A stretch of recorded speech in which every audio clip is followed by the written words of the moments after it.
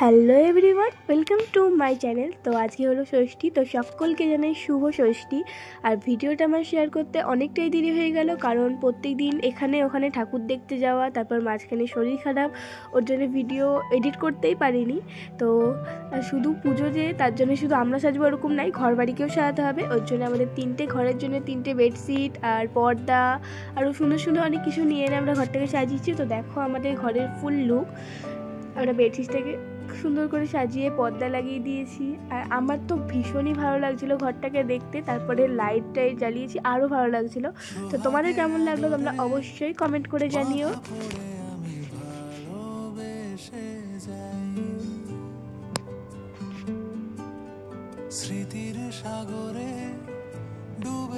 আর এখন আমাদের ঘরের ওপর ঘরে সব কিছু হয়ে গেছে, এখন নিচের ঘরে এসে বিছানা চাদর পেতে দিলাম। এবার নিচের ঘরটাও আমার ভীষণই ভালো লাগে, কারণ নিচের ঘরটা ছোট্ট ঘরটার ওপর ভীষণ সুন্দর। নিচের ঘরে তেমন কিছু নেই, একটা আলমারি আছে, ড্রেসিং টেবিল আর খাট। তো কেমন লাগলো জানিও। তো এখন যাবো আমি স্নান করতে, কারণ মা গেছে গঙ্গা স্নান করতে, আর আমাকে এখন স্নান করে সব কিছু করতে হবে, তাই আমি স্নান করে নিয়েছি। আর এখন যাব আমি ঠাকুর ঘরে, কারণ শুধু মানুষ সাজলে তো হবে না, ঠাকুরকেও সাজাতে হবে। আর তার জন্যে ঠাকুরের যে নিচে পাতা থাকে যে কাপড়গুলো, ওগুলোকে আমরা চেঞ্জ করে দিই পুজোতে, পয়লা বৈশাখে, আরও সব মানে বছরে 2-3 বার করে চেঞ্জ করা হয়। তো এবারও তাই জন্য নিয়ে আনা হয়েছে। আর ঠাকুরগুলোকে উঠিয়ে আমি সব জায়গাগুলো মুছে সুন্দর করে ঠাকুরগুলোকে মুছে বসিয়ে দিয়েছি। তো তোমরা দেখো।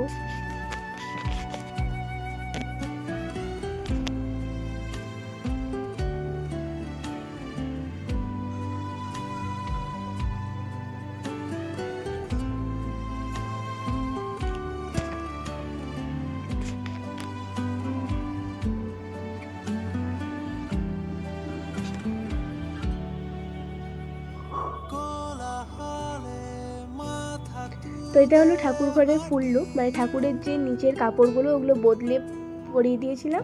তো আমি এখন এসেছিলাম মেহেন্দি পরতে, আর মেহেন্দি পরছি তখন বাজে 2টো। ঠিক তখন দিদিভাই ফোন করে যে আমরা কোথাও একটা দিয়ে ঘুরে আসি। তাই হঠাৎ করে প্ল্যান হয় যে আমরা কল্যাণী যাব। তারপরে তো আমরা মেহেন্দি পরে আমি ঘুমিয়ে পড়েছিলাম, ভিডিওটা কন্টিনিউ করতেই পারিনি। তার জন্য এখন আর সন্ধ্যাবেলাতে সন্ধ্যা দিয়ে বাড়িতে আমি তাড়াতাড়ি করে রেডি হয়ে বেরিয়ে গেছি। তাই তেমন কোনো ভিডিওই করতে পারিনি বাড়িতে। তাই ট্রেনে গিয়ে আমি একটু ভিডিও করছিলাম।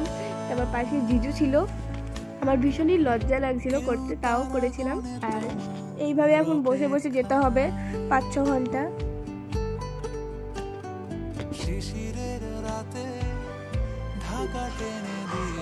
এখানে আমার সব দিদিরা বসে আছে, আর এদিকে আমি, এখানে জিজু ছিল পাশে, বাট ভিডিওতে আসতে লজ্জা পাচ্ছিল, ওর জন্য আমি আর নিইনি। আমি ট্রেনে বসে থাকতে ভীষণই বোর হই, আমার ভালোই লাগে না, তাও যেহেতু হবে। তো চলো ওখানে গিয়ে আমি যতগুলো ঠাকুর দেখবো, যে মানে যাই করি তোমাদের সঙ্গে সবটাই শেয়ার করবো।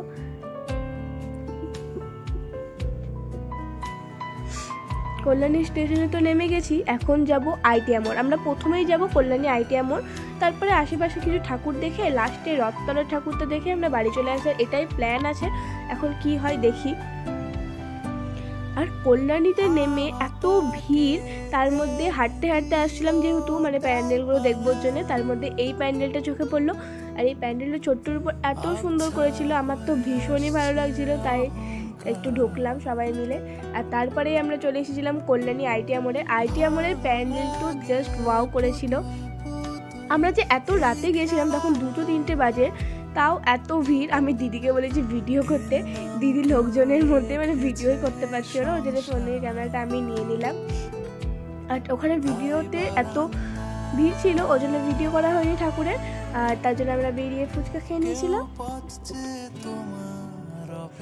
আর ভীষণ খিদেও পেয়ে গেছিলো, ওর জন্য আমরা খেয়ে নিয়েছিলাম বিরিয়ানি। তার মধ্যে এই প্যান্ডেলটাতে ঢুকলাম। এই প্যান্ডেলের ভিতরের যে মাটা করেছিল ওটাও ভীষণ সুন্দর, বাট এখানেও বিশালই ভিড় হয়েছিল, ওই জন্য আমি মানে ভিডিওই করতে পারিনি। আর তারপরে আমরা চলে গেছিলাম রথতলায়, মানে কল্যাণী রথতলা যে ঠাকুরটা হয়েছে ওখানে, ওটার প্যান্ডেলটাও ভীষণ সুন্দর করেছিল। ওখানে গেলাম, ওখানকার ঠাকুরটা পুরো ধানের মতো একটা ঠাকুর করেছিল, মানে ধান দিয়ে করা। তো চলো এখানকার আমার যে জিনিসগুলো আমার ভীষণ ভালো লেগেছিলো, ওই জন্য পুরো ভিডিও করতে যাচ্ছিলাম। এখানেও ভীষণ ভিড় ছিল। আমার তো ঠাকুরটা জাস্ট ওয়াও লেগেছে, আমার খুব ভালো লেগেছিল। আর এখান থেকে বেরিয়েই আমি দেখছি এত মেলা বসেছে, এত ভিড়, মানে কল্যাণীর থেকেও এখানে বেশি ভিড়। আর তারপরে আমরা বাড়ি চলে এসেছিলাম। ভিডিওটা আমি এখানে এন্ড করছি। ভালো লাগলে লাইক কমেন্ট শেয়ার করে দিও। Bye bye.